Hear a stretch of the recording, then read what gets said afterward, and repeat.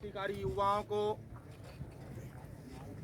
बुजुर्ग जो इस पहाड़ी पर चढ़ कर के आए हैं उनको, मेरी बैठी सभी बहनों को मेरा क्रांतिकारी जोहार।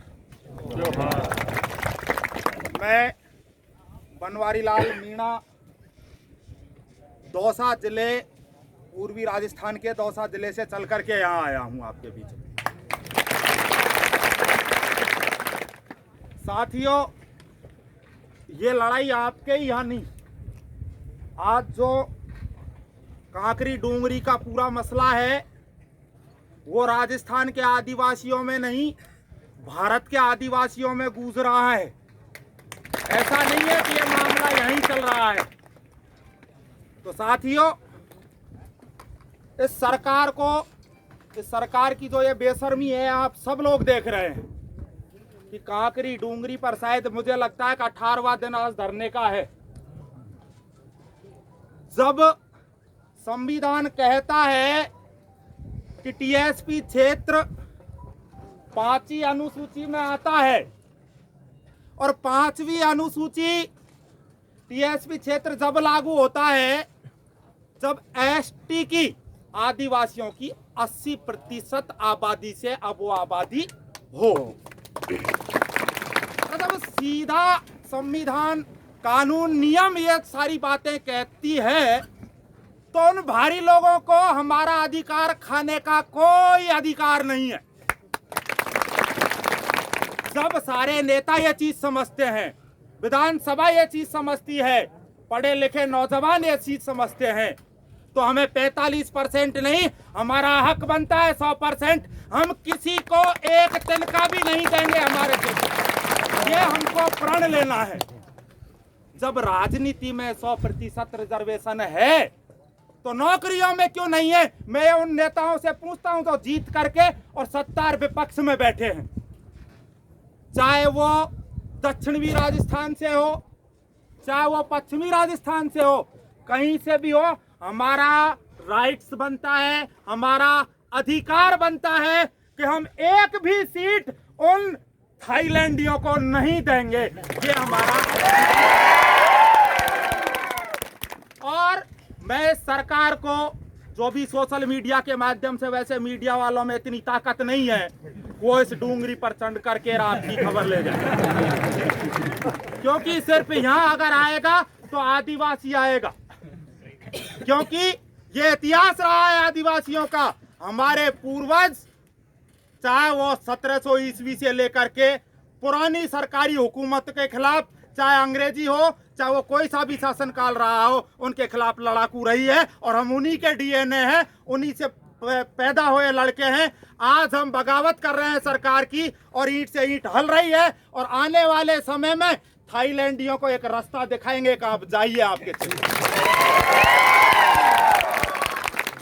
यहाँ से। इस सरकार को, जो सामंतवादी सरकार है, हमारी कोई सरकार नहीं है, चाहे वो किसी भी पार्टी की हो, क्योंकि जब उनको पता है कि इनके अधिकार बनते हैं तो क्यों नहीं उन्होंने, और जो नेता, जो विधायक, एसटी रिजर्व कैटेगरी की शायद इधर 17 सीट तो रिजर्व है, 17 विधायक तो बने ही है, चाहे सत्ता के हो या विपक्ष के। ठीक है कि एक दो विधायक विपक्ष के अपनी आवाज उठाते हैं, और क्या माल पी रहे हैं सारे, जूत मारो सबको।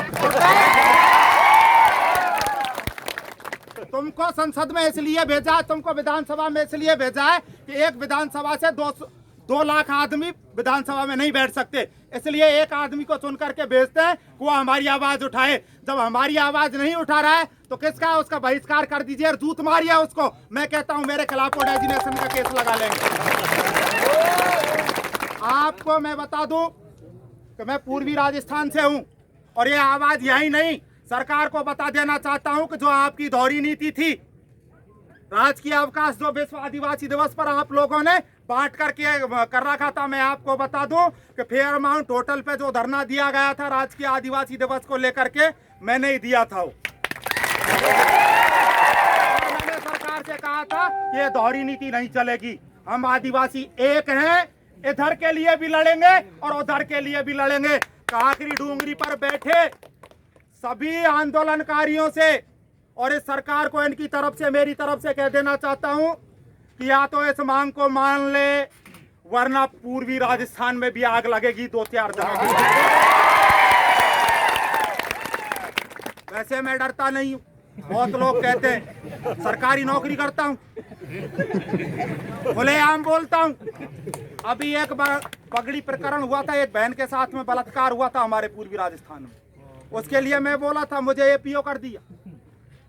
इतनी सारी भीड़ के 5000 पब्लिक के साथ में जयपुर में कोई कोरोना नहीं है। जयपुर में जाकर के मैं धरना दे करके आया हूँ। जब पब्लिक का जूता चलता है ना तो सारे मुकदमे भी वापस होते हैं, मांग भी मनती है। ये मेरे साथ आप लोग जो इतने लोग बैठे हो, किसी को किसी प्रकार से ये तो बिल्कुल कहा कि डर निकाल करके हम लोग यहाँ आए हैं। कुछ एक वीडियो देख रहा था मैं आज, पुलिस वाले एक वीडियो डाल रही थी, पुलिस वाले चल रहे। मैं मेरे साथी विक्रम आदिवासी से कह रहा था ये ठेठ नहीं पहुंचेंगे, क्योंकि उनमें इतना जिगरा है ही नहीं। जब हम जैसे आने में या हमें 3 बार बैठना पड़ा है। आप लोग पहाड़ियों में पैदा हुए हो, ये सिर्फ आप लोगों में ही खूबी है कि ये पहला धरना होगा पूरे भारत में जो डोंगरी के ऊपर दिया जा रहा है, यहाँ से सरकार को हिलाया जा रहा है। इसलिए साथियों, मैं पूरा आपको विश्वास देता हूँ, सरकारी कर्मचारी नाते के होने के नाते भी मैं यहाँ आया हूँ। मेरे खिलाफ जो भी एक्शन लेगी सरकार ले लेगी। मुझे मतलब नहीं है आचार संहिता लग रही होगी, कोरोना लग रहा होगा। मुझे सिर्फ मतलब यह है कि हमें हमारे हक और अधिकारों के लिए लड़ना है। और ये भी मैं आपको सत्य बता दूं कि आज ये आंदोलन है, इसमें हमारी सफलता मिलेगी, हम जीतेंगे। और वो सरकार है ना कितना भी जोर लगा ले, या तो उनको हम जीतेंगे या उसे यहाँ से उखाड़ेंगे। 3 साल से पहले सारे नेताओं को अल्टीमेटम दे दो, चाहे वो किसी भी पार्टी के हों, कि हमारी आवाज लेकर के सरकार के पास जाइए। हम यहाँ से हिलने वाले नहीं है। और किसी के भी कहने में खाली आश्वासन पे नहीं, हमको पक्का 100% हम किसी को कुल मिला के बात ये 1 सीट नहीं देने वाले। चाहे वो नौकरी की हो, चाहे वो राजनीति की हो, चाहे वो सरपंची की हो, किसी की भी हो। टीएसपी क्षेत्र में 100% हमारा है, जमीन भी हमारी है, वहाँ के अधिकार भी, कानून भी, वो हमको सीखना पड़ेगा कि आपको कौन सा कानून लागू करना है। इसलिए आप एकता रहिए। और मेरा पूरा आपको पूर्वी राजस्थान से मैं मीणा हूँ, सारे साथी हम आए हैं। और ऐसी बात नहीं है कि हम दूर हैं, सारे लोग आज इसे देख रहे हैं। और 28 तारीख का उधर सरपंची के चुनाव है, उसके बाद में एक आबाद में प्रत्येक उपखंड स्तर से आपके साथ में युवा लगेंगे। मैं आपको ये भरोसा दिलाना चाहता हूँ। सभी को मेरा क्रांतिकारी जय जोहार।